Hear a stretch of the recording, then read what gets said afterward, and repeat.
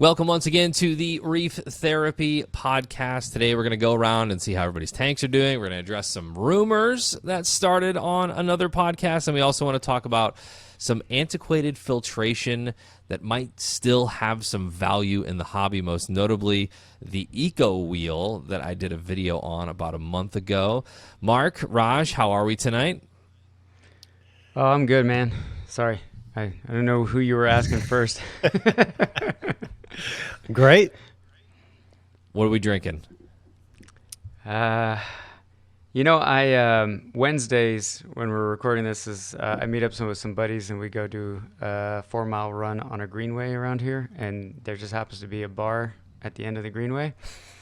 So I had some good beers there that had a little more gravity, so now I'm going to stick to a Heineken, which is a little lighter and fair, but Okay. Sure. Keeps me from getting into the territory where I start, saying everything wrong with the hobby, and keeps me in a safe territory. So I am going with another local beer. that's Orpheus Brewing. Yeah, that's a good brewery. It's a great brewery, and Okay. they've just recently announced that they're closing their local location because you used to be able to go there and hang out and drink. Yeah. They're going to stick to just bottling and canning and distribution. So they're still going to brew their beer, but you can't hang out anymore. Gotcha. Have you heard about just not to leave you out, Remy, but have you heard about this new brewery in Atlanta called Pontoon Brewery or something like that? No. So we own a pontoon boat, and I'm like, damn, I may have to sample this beer because, I'm cheesy like that, and a beer that's called Pontoon, it sounds like perfect beer to drink on a pontoon boat. So, and if you had asked me at 21 years of age with a time machine, you're like, hey, one day you're going to grow up and own a pontoon boat, I'd be like, yeah, right. But you get old and you start to think things like that are cool, I guess. Yeah, no, you're not supposed to admit to that. Yeah. Yeah, it's not a very cool looking boat. It's a patio that floats, so. How fast does that thing go? 20? No, it goes like 45. Okay. It's got a decent Yamaha motor on the back, and now they put three tubes under it, like they call it a tri-tune, and they go, man. It's crazy. So it's still a little bit like you don't, then a really cool fiberglass sexy boat goes by, you're like, yeah, okay, that's cool. I'm on a floating patio. So it's all right. You're having more fun. That's okay. Yes. I'm drinking the Tropical Beer Hug. This is That's a nice looking one. Goose That's Island a cool looking can. IPA, Imperial IPA out of Chicago, and this is a 9.9%. So, Ooh. It's going to get interesting tonight. Okay. Yeah, give it a few minutes. I will say that I over the weekend we were at my parents' house in the middle of Illinois, and a tradition of my brother and my brother-in-law and I is to go out to one of the local liquor stores and just go see what they've got. And I hadn't tried this hard Mountain Dew yet. I don't know if you guys have tried this. No, I haven't even heard of that. Do not recommend. Like 3 out of 10. Do not recommend. I felt so weird just buying it. You know what I mean? You kind of feel like, yeah, this is my first college drink order. But it was weird. It was Baja Blast, and I like that when you go to Taco Bell or whatever. But it just wasn't. It wasn't very good. So, my brother got some Whistle Pig. He's a big whiskey and bourbon guy. So, So let's get into some of the stuff that has happened, I guess, since. I mean, how have you guys been tank wise? Mark, you wanna go first? Oh man, yeah. So I'll start off with the first thing. I was talking about the Regal Angel, and keep going back and forth about removing it. It's just, I'm a fish guy before corals. I love corals. I love reef keeping, and I could never keep a fish only tank, but I'm willing to sacrifice the corals in favor of the fish sometimes. And I was really leaning on like, well, this fish is kind of cramping my style, but I don't know.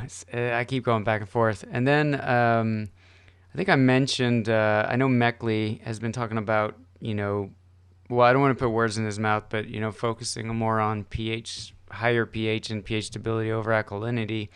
And so I did that on my, like, what I call the token tank down here, which oddly enough has the most expensive corals I own in it, but it's like the one I, do all the Frankenstein stupid stuff on. And that tank has been jamming so well. So finally I put a calc reactor on the upstairs tank, and I ordered a Versa dosing pump because I don't want to put it on the ATO and just, evaporation, don't know how much I'm dosing and all that. And I'm such a freaking idiot because when you mount one of those, it slides down onto like a triangular bracket, and I'm like, all right, I mounted it, screwed it in. And then I'm trying to push the RO tubing into it, right? Which, those push connects. Yeah. And like I push it up, but I'm not holding the top of it because I'm in a rush and I'm not thinking. And the thing goes whoop and right into my sump.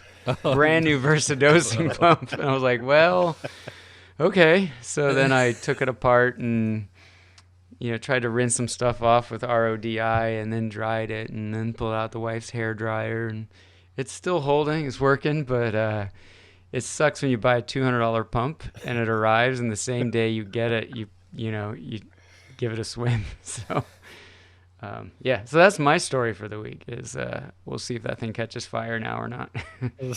Just got to put it in rice, right?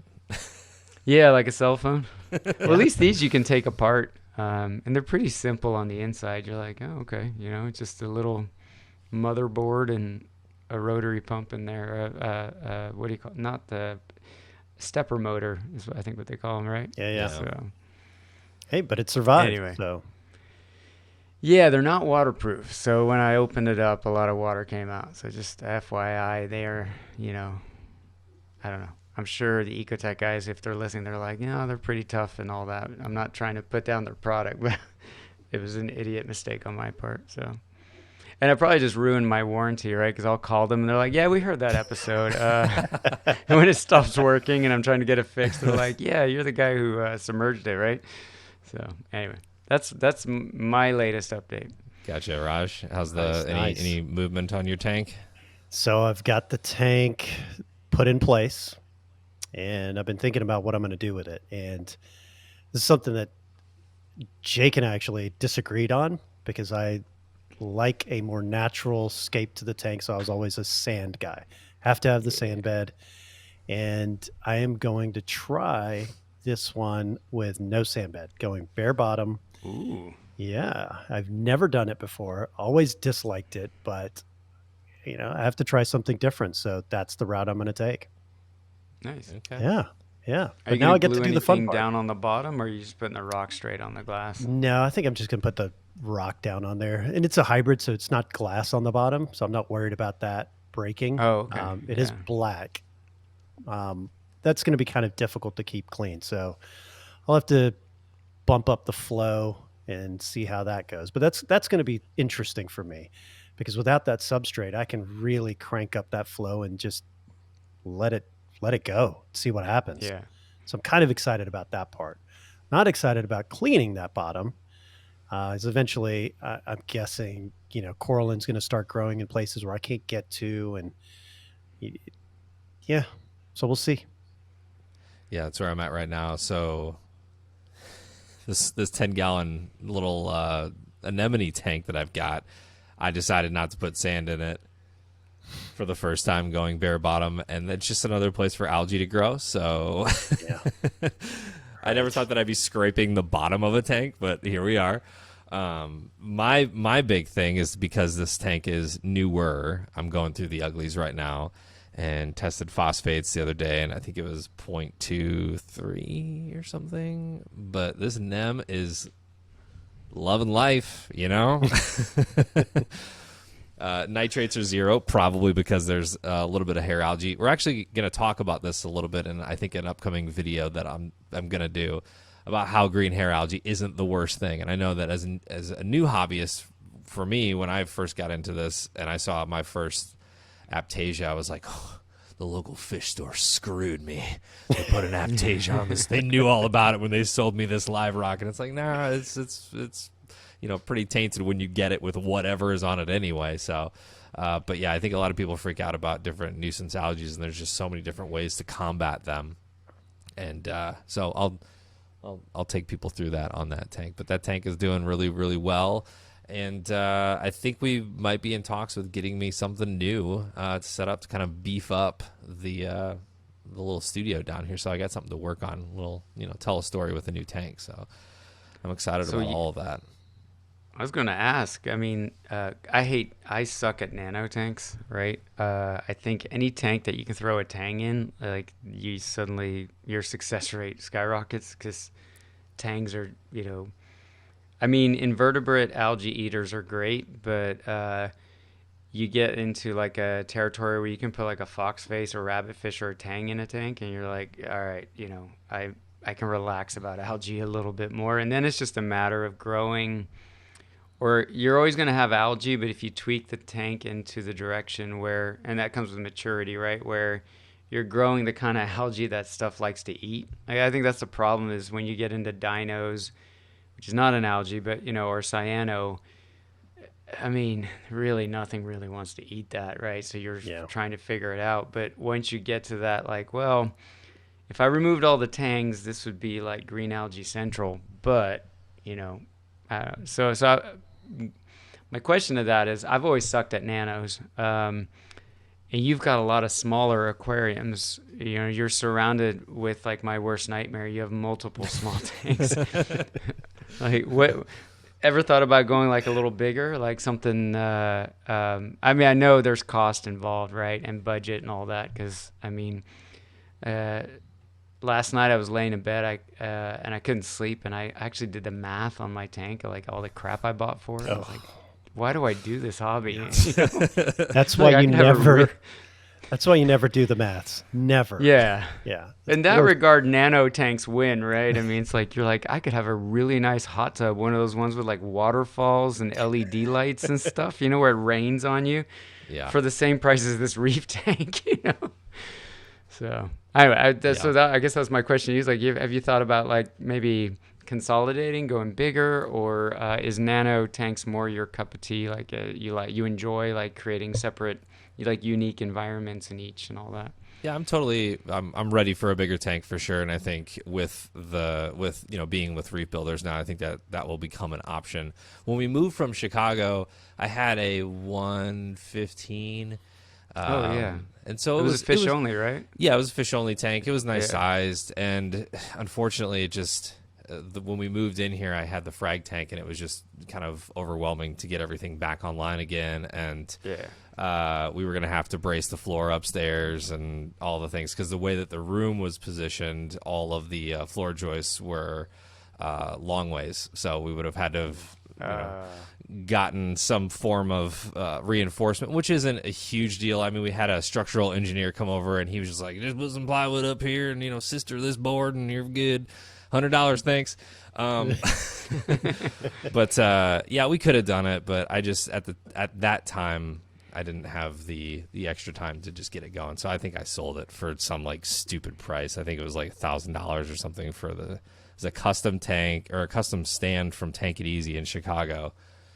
And I hated to let that thing go, but I'm ready. I'm ready for a new, a larger tank for sure. Something with some room for tangs and rabbit fish and that kind of thing.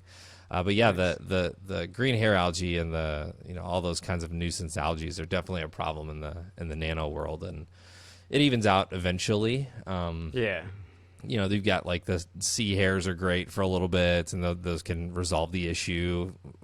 For but they're temporary. Nasty. They are nasty. I hate sea hares. I put one in my big reef once, and eventually I just saw him sitting there, and he didn't move. I went to work, came back, and he's still in the same spot. And I was like, "Oh man, I'm gonna have to take this guy out." And he's big and just gnarly looking. Yeah, just leaving pellets all over the tank.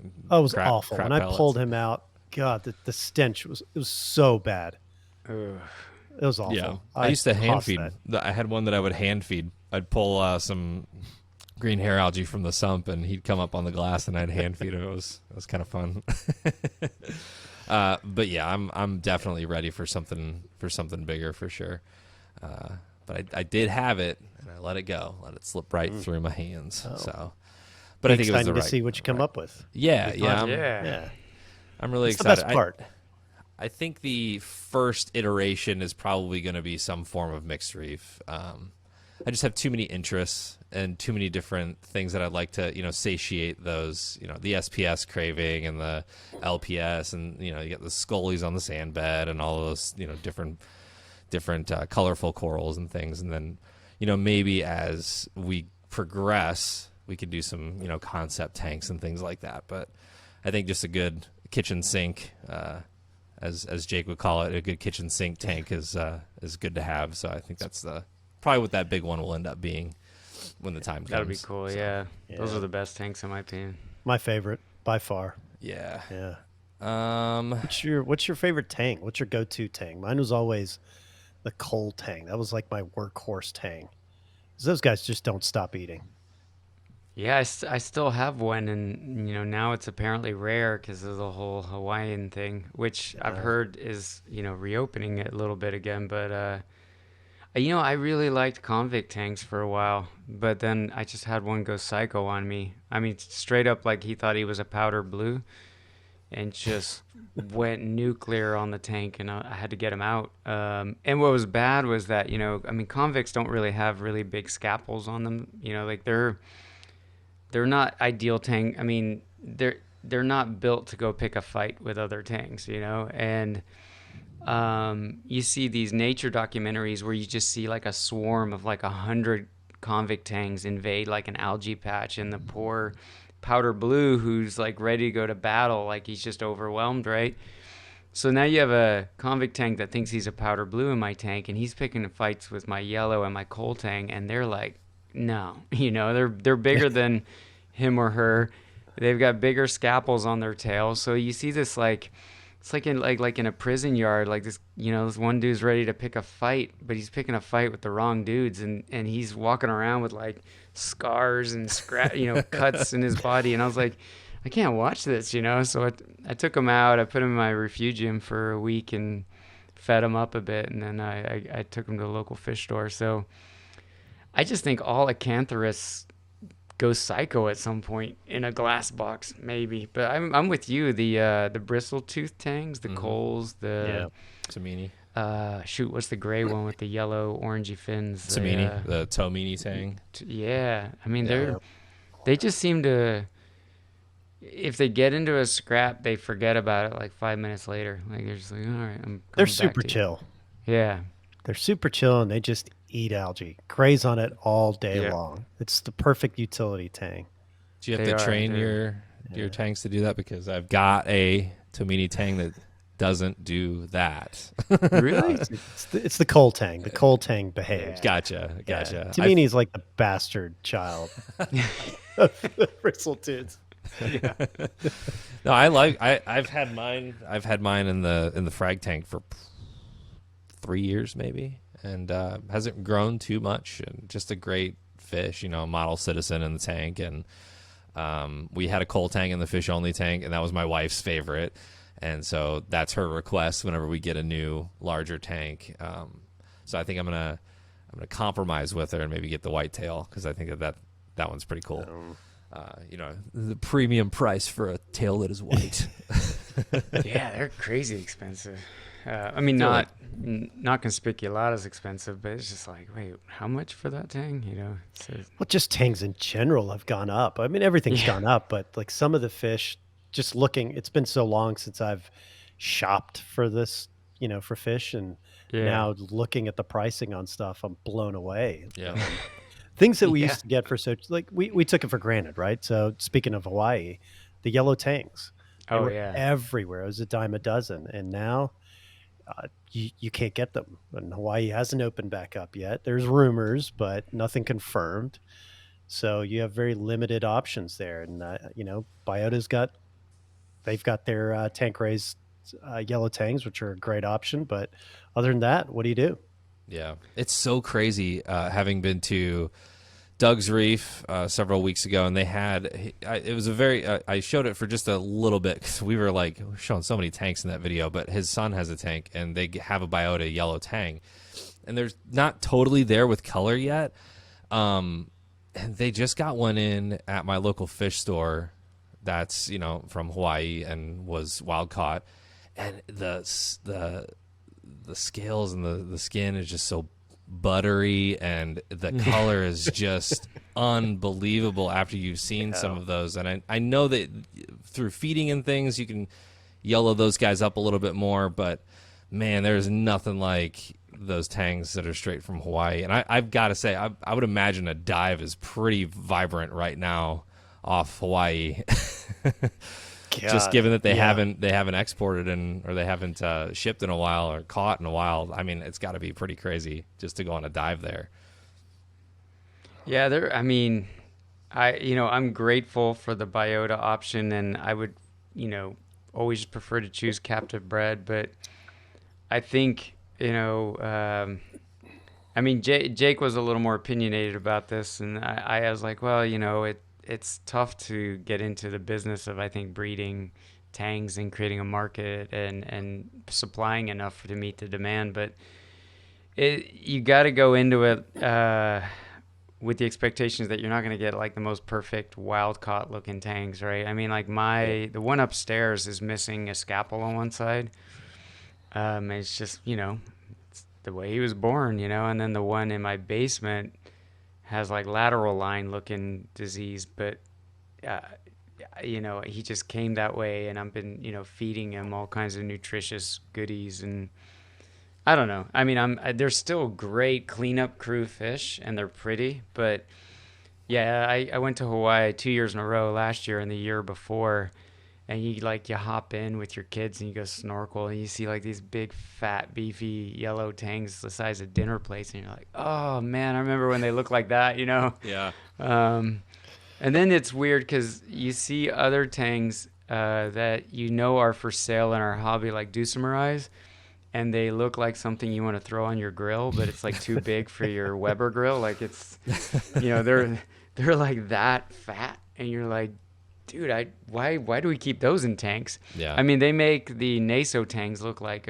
little, betas swimming around or something, like little aquarium fish, Yeah. Which I always thought Nasos were like, oh, those might be too big for a lot of systems. But then you see them in the wild, and they kind of max out to like as big as I've seen them in some aquariums. But then Dusamarais and some of those tangs they're like groupers swimming around, so.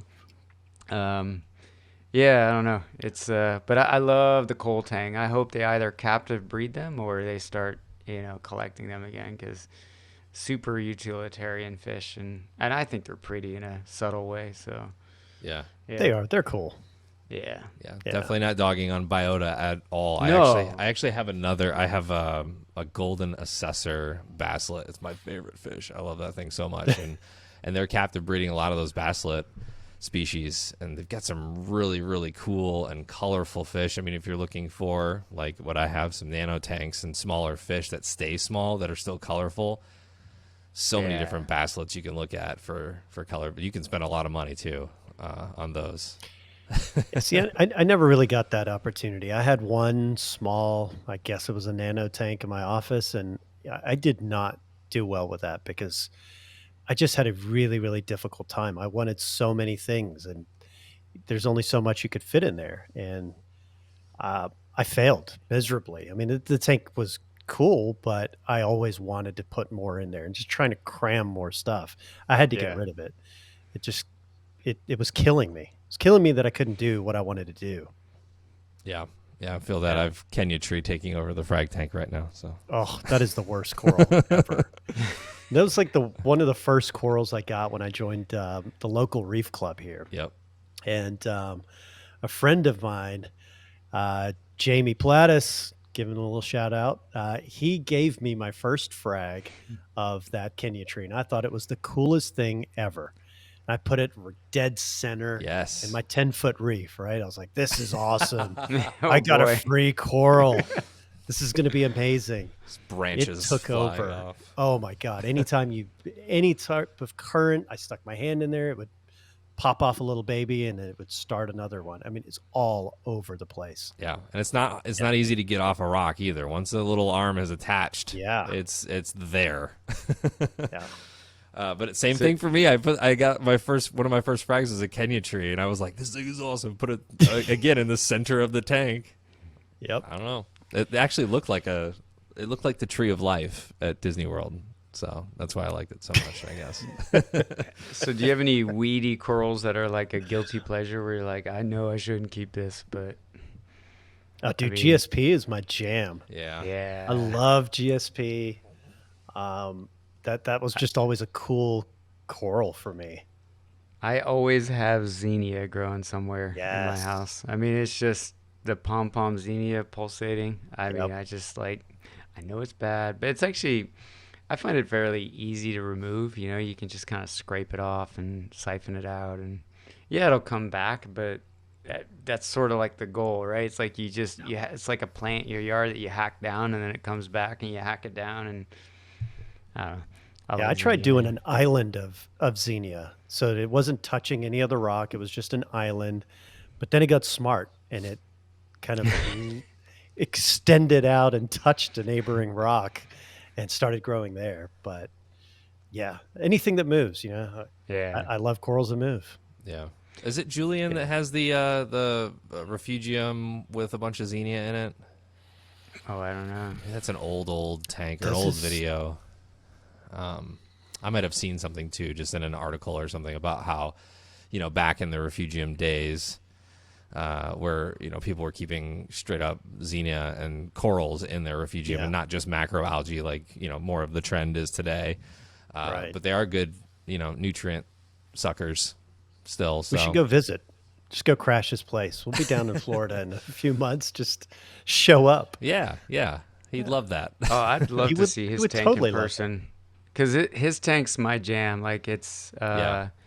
I don't like these Instagram tanks that are just these perfect Technicolor Daydream systems that you're like, how in the hell are they keeping so many different corals in there so close together and nothing's dying or stinging or there's no warfare? And then you go like, Julian's tank is like, it just has that natural vibe, I mean, it's kind of overgrown and there's little pockets of like crazy corals, and I don't think there's a protein skimmer on it. It's just Yeah, like but his he's also pond. Julian.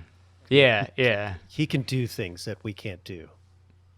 Yeah, but I mean, of all the like reef people, like it's like, all right, like you read everybody's articles, but like his 15-gallon back in the early 90s.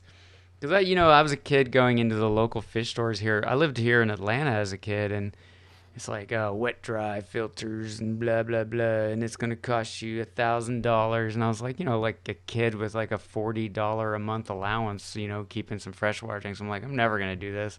And it was like all his articles where I was like, I can get like a 15-gallon tank, no skimmer, put some fluorescent normal output tubes, and he would like put like a filter, like the gel filters that like stage lighting used to like adjust the color in his early articles. And I was like, I can do that, So I mean, he's the reason I went there, so That was back in his mullet days.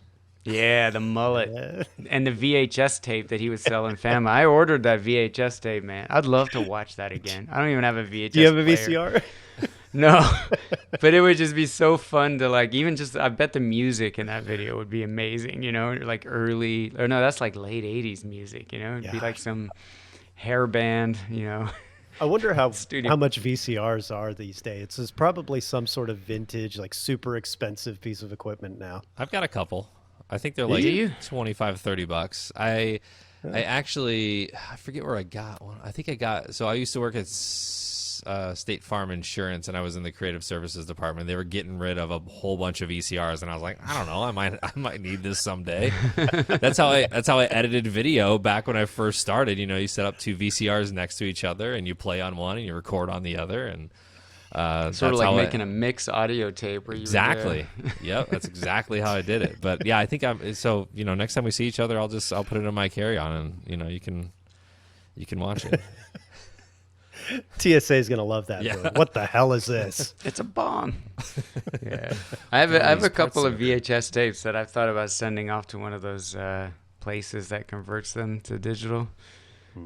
Just childhood home videos, and like my very first shark dive was recorded on a VHS camera, and I didn't film it, but it's like, can you imagine somebody with like a VHS camera underwater, Just imagine like a Bob Saget type, like.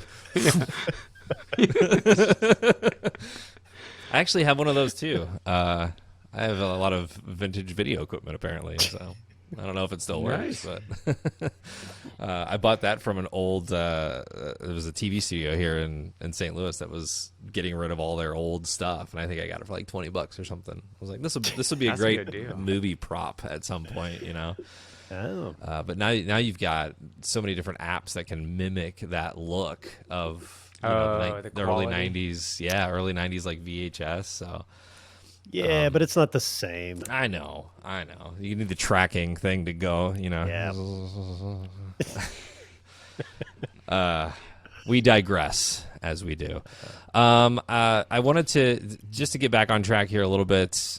Raj, there was one thing that came up last week, and I got a bunch of text messages about it, but rumors about the Reef Builder Studio shutting down. I will turn to you on that one.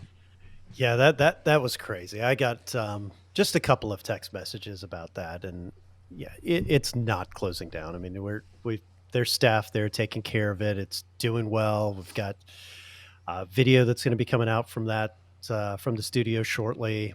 I know we're planning a visit out there soon. Remy, I think you're out there, in about a month or so? Yep. So definitely not going anywhere. Tanks are doing great. Everything's looking good. Yeah, rumors are false. That's what I like to hear. My lights turned off. It's like, is there some piece of like insider knowledge that I do not know? Am I not aware of? But yeah, I should have thought of some really cool story about that, right? Like made some rumor by myself about it, but nah, yeah, nothing exciting.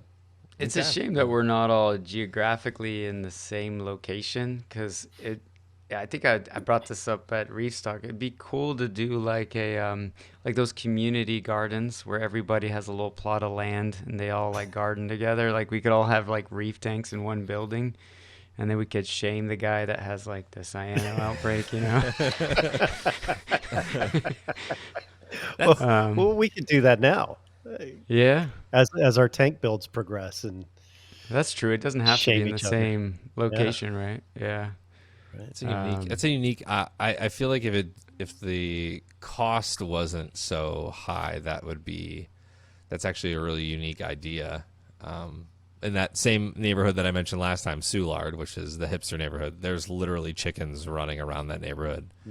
They just have chickens and a whole bunch of those community gardens where you can go plant your veggies and your herbs and all that kind of stuff. So, but yeah, I think it's a little cost prohibitive to just kind of go have a tank somewhere. But I guess if it's in a studio or a cool studio where you can shoot and, kind of take the shared tech spaces that they have, the incubators, and use that for tanks. I think that'd be sweet.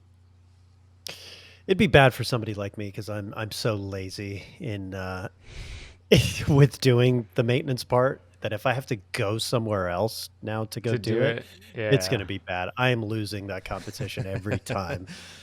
Just have AI do it, with Chat There GPT, you you could go. just tell it commands and it would just do whatever. So, There was a guy on Reddit that did that with a houseplant. I don't know if you guys saw that back in the day. no. He rigged up his houseplant with a camera, and then the Reddit community could vote whether the plant needs water or not, and different things. I do and remember then this. Yes. and I thought, man, if you did that with an aquarium where it was like a hive mind, and then like if everyone's like, hey, but then I mean, beyond testing the water and fixing, if the alkalinity's down, like what is the hive mind really gonna do?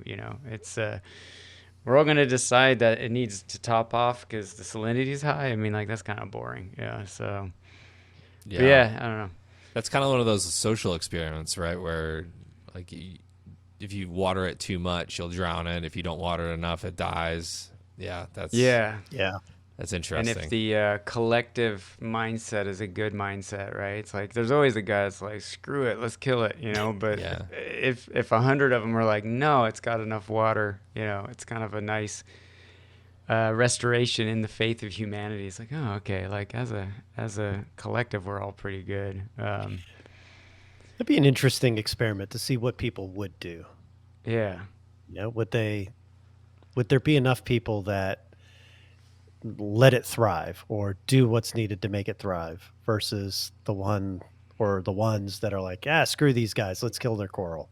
Yeah, like that. Just want to troll it and destroy Yeah. it, and yeah, I think it would almost have to Yeah. get hacked at that point. Like it would have to get hacked, and because I feel like the overall people are good. yeah, But you know, we've seen in the comment section the past 3 or 4 weeks, there's always one, right? There's always one or two that are like, you're a disgrace, I'm not watching anymore, I hate you. Cool. And it's like, I'm gonna go cry to my wife and kids now, thanks. So they don't realize that you're a human being and that you might actually be taking some of that to heart. But anyways, You know what we should do after a few sessions and after a few beers? Oh, I was should- really like, which one? You seen that bit where they read mean tweets? They have Yeah, celebrities reading their own mean tweets about them. We yeah, should I've do seen that. Yeah. Or we read the comments that are talking shit. No, see, you just opened a can of worms because all the comments on this video No. are going to be Yeah. mean as hell. Because actually, they're all like, ooh. I'm thinking that Mark is gonna have 100% positive reviews in this. Just a Right. guess. Yes. No. Because that's what it was. Yeah. Everybody was like, yes, Mark's the best. He's the only reason. He's the greatest thing ever. Those two guys, screw those Yeah. guys. We'll get there. We'll earn your trust eventually. Let's Yeah. talk about this Eco-Wheel thing, because I think if you haven't seen the video, I'll give you a brief overview. I know you guys probably know what I'm talking about, but went to Guy's Reef tank in Indianapolis after the Inmos frag swap, which, by the way, the indie reefing community is awesome, like legit. They ran a great swap, have a couple great stores in town. My buddy and I went there. We toured everything. But Paul has been in reefing for 30 years, I think he said. He's owned a couple stores, and now he just does maintenance tanks. So he does maintenance tanks on a bunch of celebrities' tanks in Indianapolis. Yes, there are celebrities that live in Indianapolis. Willingly? Yeah. And I think if I ever get a chance to go back out there, maybe I'll have a chance to tour some of these tanks that he takes care of, because not only does he have great tanks in his house, but he's also got great tanks that he has put up and maintains as well for these wealthy people. So millionaires and billionaires is what he says. So there is a billionaire in there, at least one. But he has it's a pretty standard. I think he said it was a 180, pretty standard reef tank, but it's being filtered by one thing, and it's called an Eco-Wheel. Mark, you said you had heard of this before. I would love to hear your recollection of it if you haven't seen the video. Yeah, so, I mean, I guess old timers will know what I'm talking about, but so everybody knows about the algae turf scrubber. Walter 80 wrote a book called Dynamic Aquaria, and he patented these dump bucket turf scrubbers. And the thing that was kind of a crucial component of his methodology for him, which I think, along with his patent, sort of stifled the whole algae turf filtration for a long time, was this idea, and other folks might disagree with me in the comments, but there was a big, not a mandate, what do you call it, but it's just that the turf algae that you want to grow has to be exposed to air and then exposed to water, exposed to air, exposed to water. So a dump bucket worked great. And he had the patent on that. So the only company that could really build turf scrubbers was Inland Aquatics in not Indianapolis, Terre Haute. Am I saying that right? Terre Haute, yeah. Terre Haute. Yep. In Indiana. Then the Eco-Wheel came around, which kind of looked like a bio wheel for those that know, like the penguin filters. So there's a light on. I think it's on top. Yep. You saw it in person. I never seen one in person. Yeah. So the wheel goes around and the turf algae gets exposed to air and light, and then it gets submerged. So it kind of followed that methodology of like, and the example that 80 used was like the pylons on a pier where the tide goes up and down, and there's like this zone where the wave is, where you have a specific type of turf algae. And, I'd argue like it didn't grow there because it got exposed to air and water. It grew there. And, being a marine biology person, like we actually covered this subject, it's about what kind of predators could handle, or not predators, grazers of algae, right? It found a zone where it's like certain type of herbivores didn't want to be exposed to air and water, So you do have intertidal snails and stuff. So you get this zone where an algae grows where it has some kind of protection from herbivory. Anyway, so that's what made that design kind of cool, because it broke the mold of like, well, or here's this dump bucket, but there's a patent, we can't touch it. So now you also have a new algae filter that does the water air exposure, but does it like a bio-wheel. And then also it's kind of a wet dry filter too, right? So nitrifying bacteria is kind of supercharged in that type of environment, which is why wet dry filters were so popular. In the end, it's kind of interesting that we ended up with Santa Monica and these waterfall turf scrubbers, and kind of threw out the whole like it needs to be fully submerged and then exposed to air intermittently. It's like, man, those turf scrubbers, like the one that Jason Langer builds and stuff, they're awesome and they work great. So I think we kind of dispelled 80s ideology around that. But it's really cool that somebody's still running a system like that, and it's kicking butt, right? Yeah. So 21 years this thing has been turning, which is just crazy. Blows my mind. Awesome. Yeah. And it uses air to move it, right? Yes. Air bubbles. Yes. Yeah. So then you also don't get the supposed destruction of plankton in a centrifugal. Man, I can't use that word today. You know what I mean? Yeah. Impeller pump. So yeah, it's I blame the beer. If you imagine it, like if you're just listening to this, and if you imagine the overflow is on the right side of the tank, it goes down the overflow into a 2-inch PVC pipe, and underneath the tank there is no sump. It gets pushed back up on the left side of the tank into the actual Eco-Wheel apparatus, goes through the wet dry, and then through it turns the wheel, and then as the wheel is turning, algae forms, which you harvest. And the water goes back out. And I didn't get a good shot of this, but I think the amount of detritus is significant. Oh, really? I think so he's got those old, like, are they called bio balls? Were they bio balls then? The plastic? Yeah. So he's got the bio balls in there. And that's part of the original design. But in that chamber, it looked pretty thick with detritus. Now, if he hasn't cleaned that in 21 years, or if you can even service that area of the filter, I don't know. But I want to read the actual thing that the advertisement. The Eco-Wheel provides algae scrubbing, wet dry filtration, selective protein skimming, wave surging, calcium reactor, water cooling, and many other processes, and runs off one air pump. There is only one moving part that will not clog, stick, or jam from debris like many of the other filter systems on the market today. Now, mind you, this was written, I think, in 97, 8. Does that sound about right, Mark? When that kind of came out, maybe it was like early that. 2000s. And it says the Eco-Wheel can be installed adjacent in the aquarium or in a filter room, and is connected by only 2 pipes. The system is almost maintenance free and will last much longer than any other filter system available. So that sounds like the ad for the Eco Aqualizer, right? It can do everything. Yeah. Absolutely everything you ever need. There's no maintenance required. You just buy the device and plug it in. Yeah. Yeah, but don't for think you even somebody plug to that one run one for this long, that's quite amazing, right? Like, just stuck with it, and that's, to me, is like it's a beautiful thing, Yeah. It's like finding the guy that has like a weird saw, but that he's been driving for 20 years, and it's just like, yeah, that's my car, I love it. Saab drivers are all like that. Once they buy a Saab, they never leave it. No, I was standing in front of this tank and just kind of mesmerized as, I guess in comparison to you guys, no offense. I'm in the new school, I guess you could say. So seeing this thing that has been running for 21 years and knowing that this was the technology 20 years ago, 30 years ago, why isn't this still running today? There are some cons that I could just pick up immediately, like it's loud. It's not a quiet thing. And I asked Paul about that, and he was like, I think it's soothing. I was like, it's not, there's like no pattern to it. It's like, It's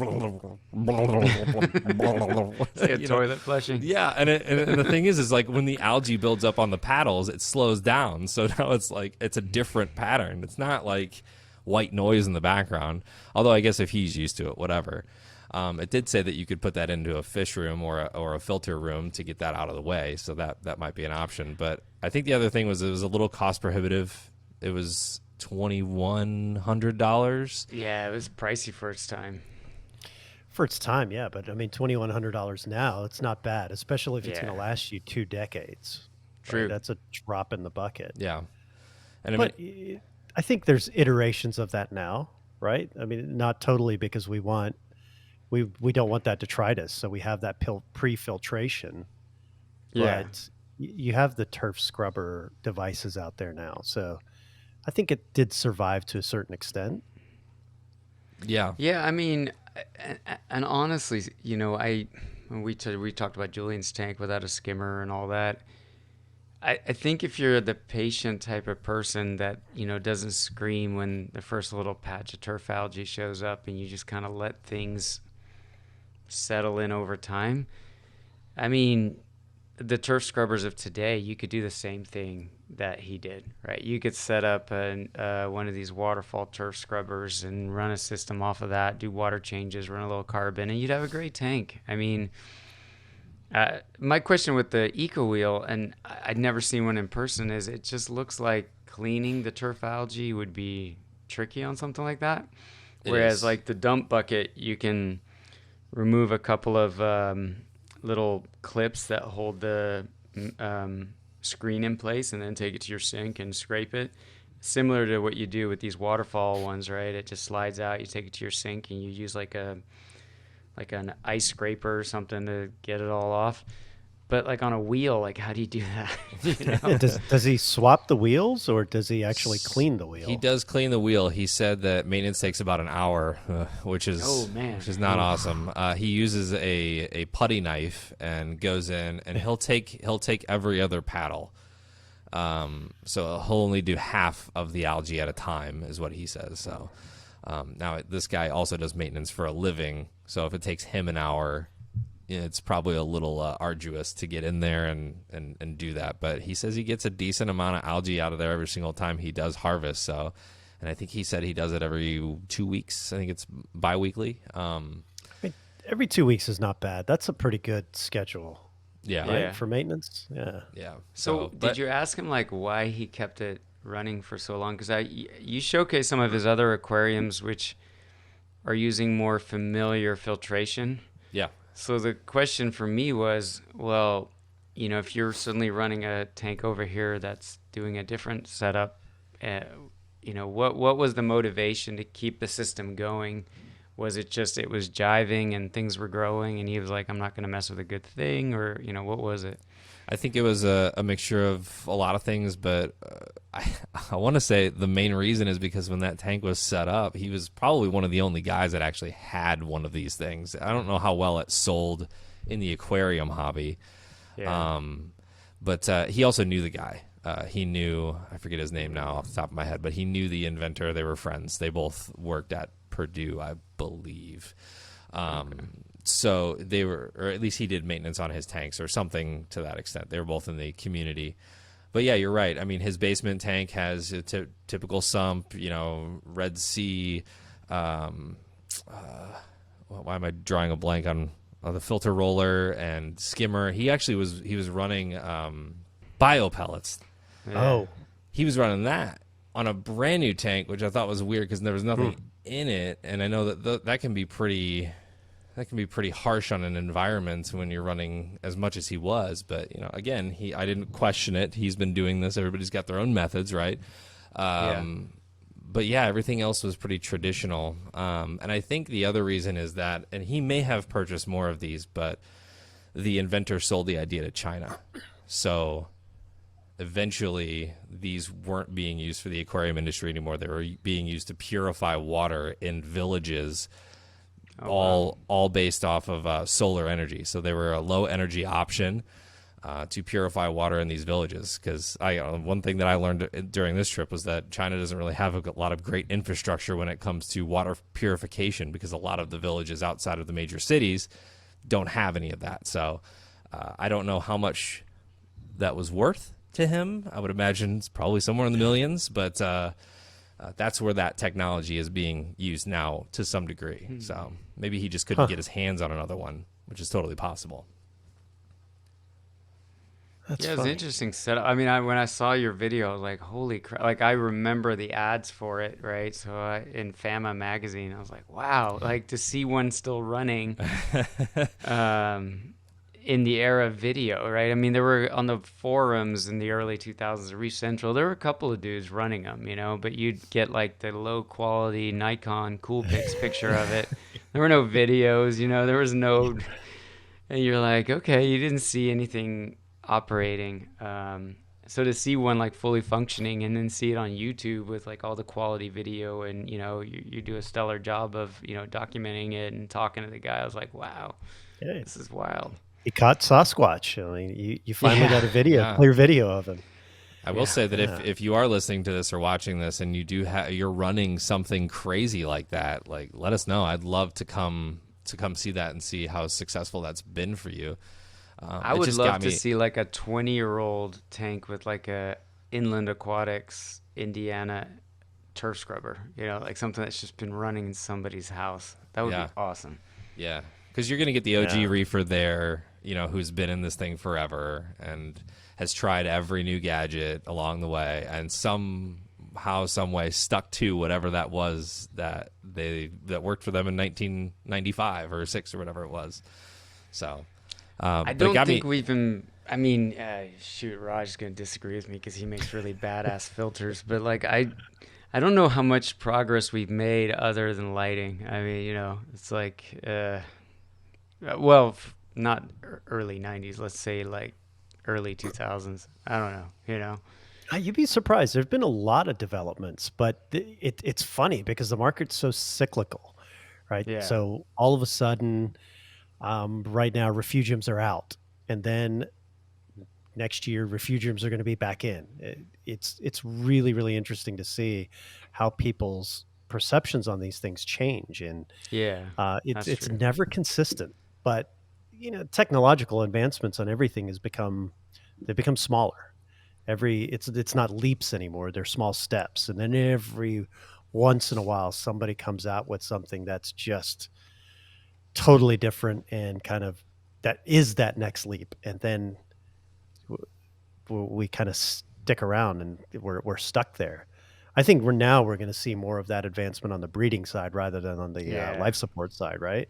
You're going to see a lot of breakthroughs on that, and you're going to see, I don't know, coral I diseases being addressed, maybe something like that. I agree with you there. I mean, who would have thought we'd have captive bred regal angels, I mean, like that you Yeah. tell somebody from 2002 that they'd be like, "What?" Um Yeah, I think a lot of stuff is like the filter rollers are really cool. I used one for a while and I'm like, this is kind of brilliant, It's almost yeah, I thought that was like a big leap in design, but that said, I don't feel like it up my game. It was like, okay, this tank's running with one. It's nice, but I don't like. I looked inside my tank, and I'm like, I'm not seeing like suddenly like the fish are like, oh, thank you, Mark. They're holding up a sign. No, Yeah, I, I 2 thumbs up. I think they're a pretty good leap because They I mean, are. if you're using filter socks, well, I mean, what's the micron rating on that, right? 100, 200. And then when you move to that automatic roller, you're dropping down 50, 30, 20 maybe micron. So you're getting water polishing. Um, So I guess, I mean, if you're looking at your water clarity or your turbidity there, it has to be better using one It of those does, yeah. units. Yeah, that's true. And I think it takes a lot of load off other types of filtration methods because you're just removing the crap, right? Right. Um, And that's key. Remove it before it finds its home inside your aquarium somewhere and decomposes, and then you have to deal with it some other way. If you capture it when it's that larger particulate matter, that's the best way to go. yeah, I'm a dirty, lazy reefer over here, man. Like I got a pile of detritus in this downstairs tank that's so big, and I just But can't. those things are great for us lazy reefers because Yeah. look, my filter socks I would change once a week. And this thing you don't have to touch for, I mean, how long does it last? 30 Him days, 60 no days, longer 90 than days? that. Yeah, Yeah, mine see? lasted for quite a while. Yeah, It's a I beauty don't in know. that. Yeah, it's just another thing I had to plug in, another thing I had to order something for every 60 days. It's just like, Yeah. I'm the weird hippie. I'm not a hippie, but like I think when it comes to reef keeping, it's like I'm still growing algae in my sump and doing that kind of crap.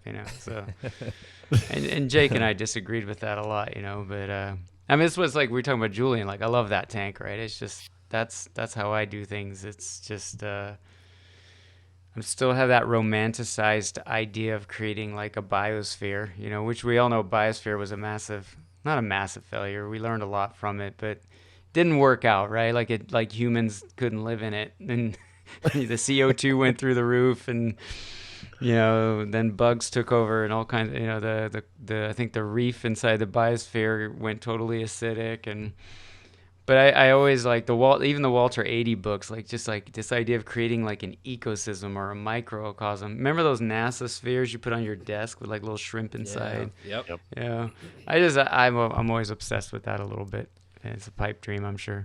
Yeah. There's a TikTok trend right now going around of there's a guy. I think it's just this one guy that's saying, I will, he's sealing up a jar, ecosphere in a jar, and he's like, this may outlive me, and he slams silicones it shut. And a lot of those are, I feel like Julian's probably got some of those just like hanging around his house. They've been alive and going for decades.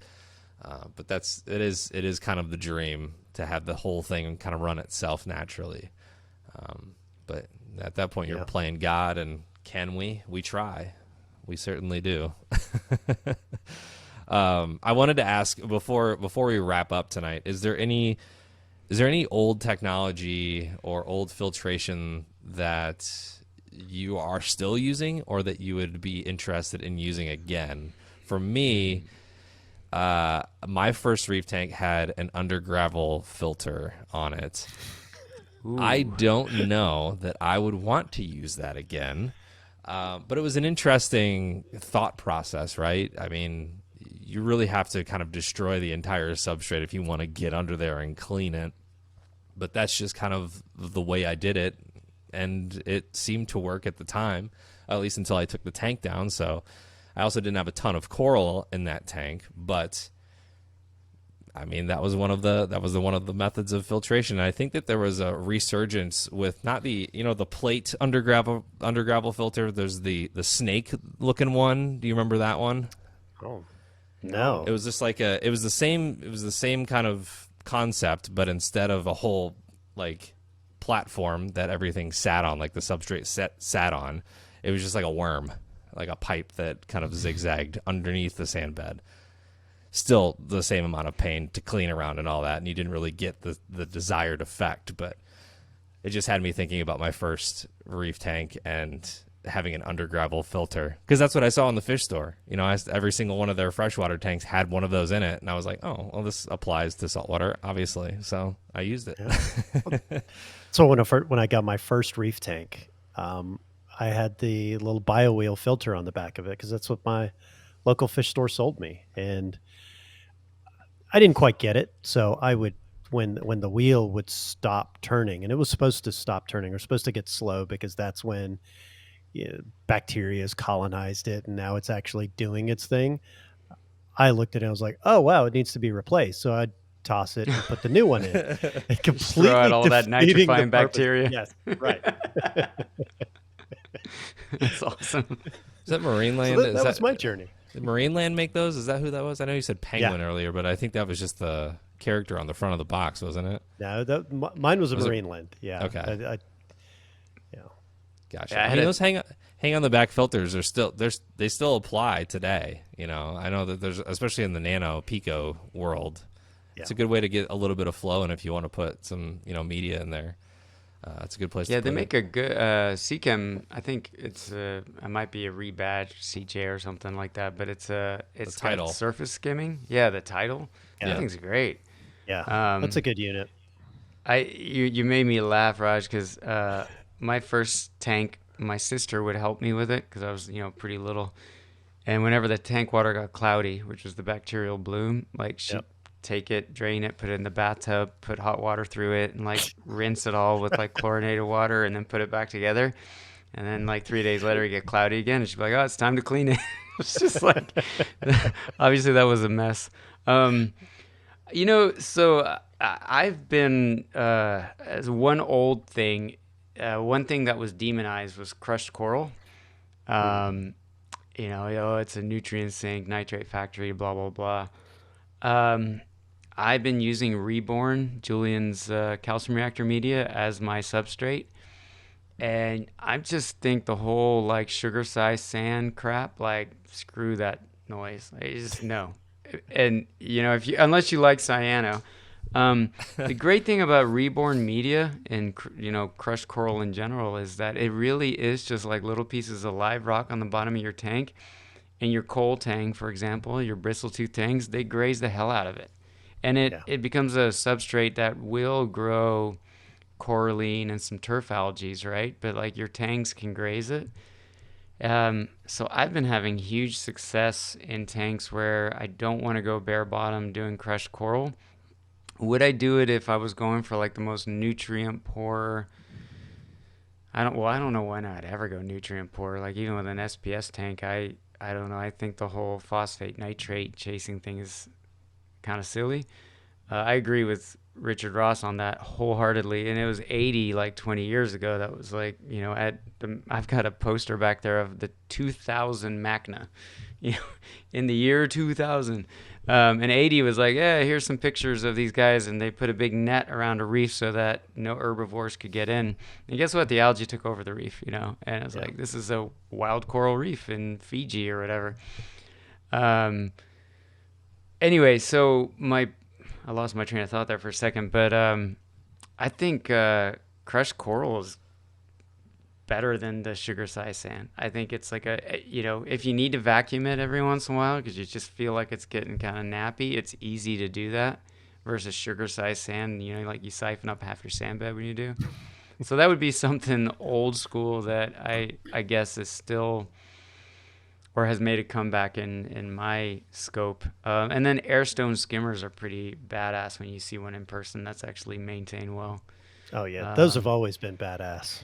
Yeah, I mean the micro bubbles on those, geez. Yeah. And you can slow the flow down to like a crawl through there, right? So it's like the gallon per hour going through it is very minuscule, but the amount of air you're pumping into it is massive. So I think airstone skimmers, but who wants to replace limestone airstones, every few weeks? That sucks. So. They get clogged up pretty easy.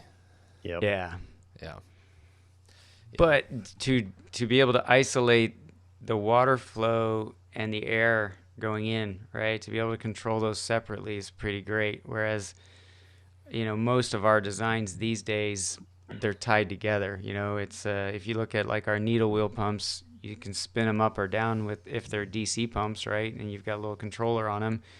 More flow also equals more air. Low flow means less air, right? So you don't have the independence of controlling those separately. Recirculating skimmers, you can a little bit, right? Because you've got one pump doing the venturi or needle wheel, and then you pump through. Which, Raj, I think you guys build, big versions of that, so you probably speak more to that. Yeah, I mean, with the recirculating, right? You get to adjust that flow, and you have your dwell time, how long a certain body of water is going to stay in that skimmer and be skimmed. And theoretically, in that recirculating skimmer, 1 gallon that enters in, it gets skimmed a few times before it exits that skimmer. So you want to try and have that water in there for 1 to 2 minutes. 2 minutes is like your grail. Like, that's awesome. Um, but every system is different. You've got higher nutrient loads, lower nutrient loads, and you have to adjust all of that. And some adjustability is great. Too much, and I don't know, you kind of set yourself up for failure.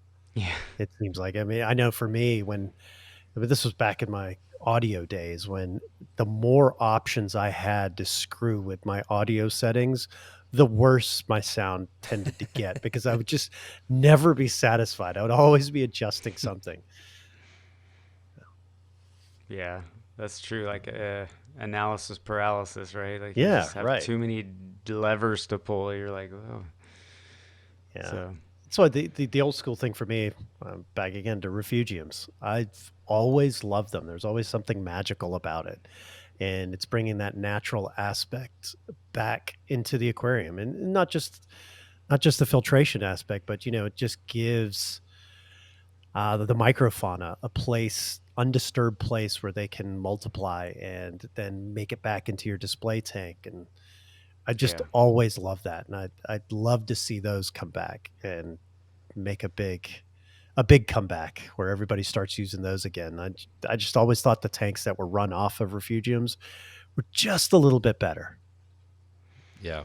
I I'm agree. running a refugium on my frag tank, and the actual sump that I have for it was set up for Triton method. So the refugium is huge in the sump. But the issue with mine is that it's a detritus trap.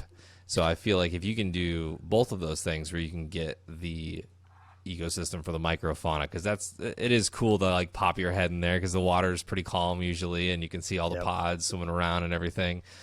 Bristleworms, if you got them, friend info.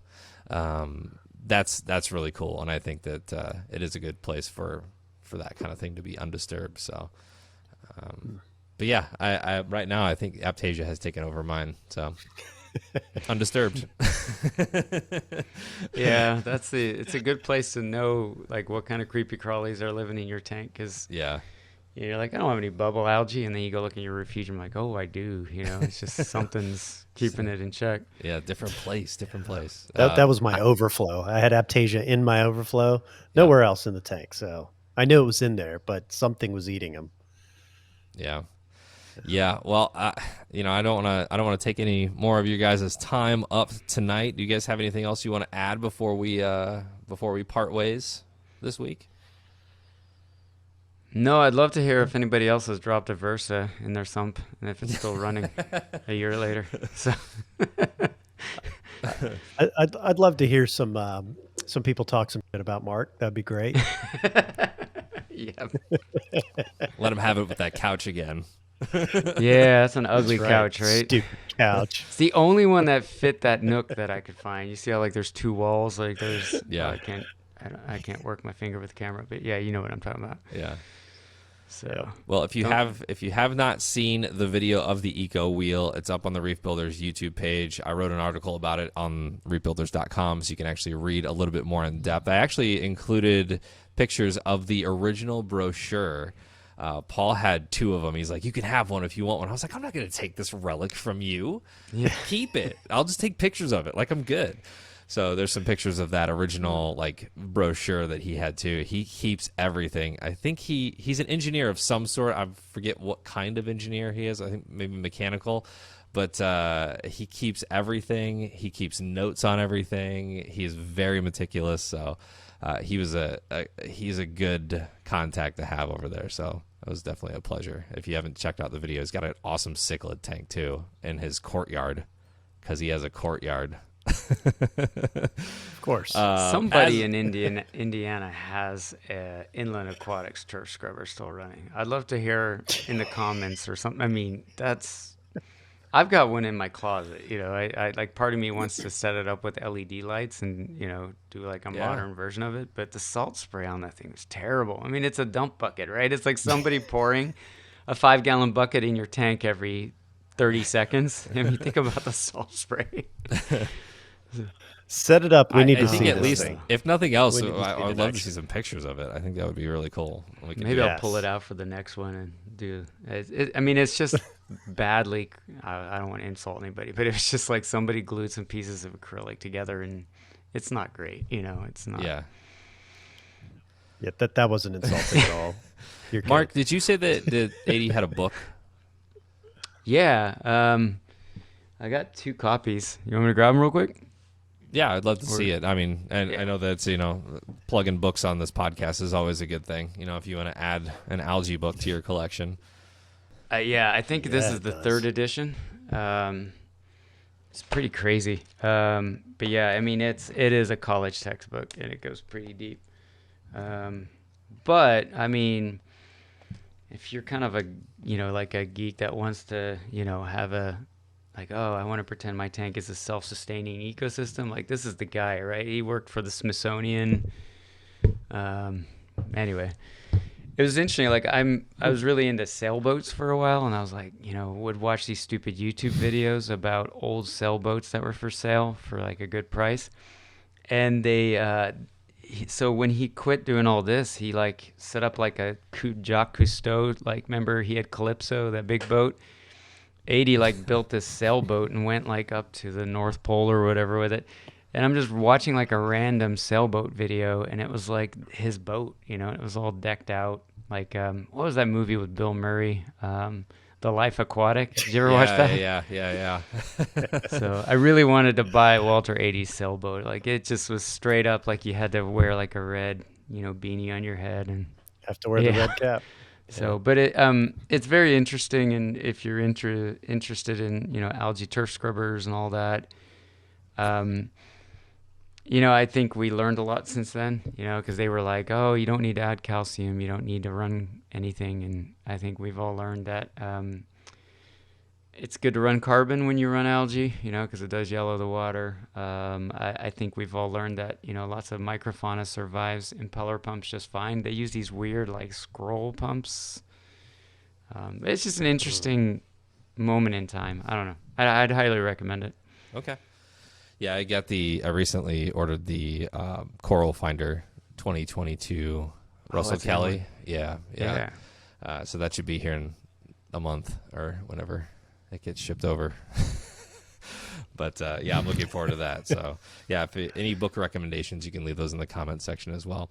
Guys, thank you so much for your time. As always, if you have any questions or topics you'd like us to discuss on reef therapy, make sure to do that in the comment section on YouTube. If you're like me and you only listen to the audio version in the car, like to and from work or whatever, just hit us up on any of the Reef Builder social media accounts, and we'll take that into consideration. But always open for great topics, because I know, Mark, you and Jake covered a ton of topics. So, trying not to repeat some of those is what I'm trying to, kind of be best practice. But yeah, I think we're going to have to repeat some things down the road. But if you have any suggestions, make sure to let us know. And guys, thank you for your time. We appreciate you. Thanks, Remy. Thanks, guys.